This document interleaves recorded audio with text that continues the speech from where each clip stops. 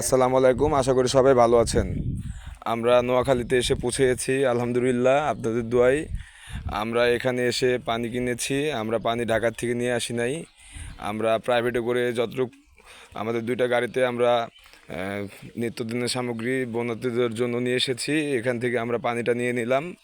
পানিটা আমরা গাড়িতে করে টেনে আনি নাই, কারণ গাড়িতে অনেক ওয়েট বেড়ে যেত, আমাদের আসতে অনেক সময় লাগতো বা আমাদের গাড়িতে জায়গাও হতো না। আপনারা যারা ছোটোভাবে আসতে চাচ্ছেন, আপনারা ছোট করে যারা কাজ করতে চাচ্ছেন, অবশ্যই আপনারা ওদিক থেকে শুকনো খাবারগুলো নিয়ে আসবেন। আর এদিকে এসে আপনারা পানি পাবেন, পর্যাপ্ত পরিমাণ পানি আছে। পানিটা আপনাদের ঢাকার থেকে আনার দরকার নেই। আপনারা এদিকে আসলে পানিগুলো ঢাকার রেটেই পাবেন, হয়তো 20-40 পয়সা কম বেশি, এর চেয়ে বেশি কিছু না। আমরা পানিটা এখান থেকে কিনে নিয়েছি। আমরা এখানে আছি, কাজ করছি। আপনারা সবাই দোয়া করবেন আমাদের জন্য।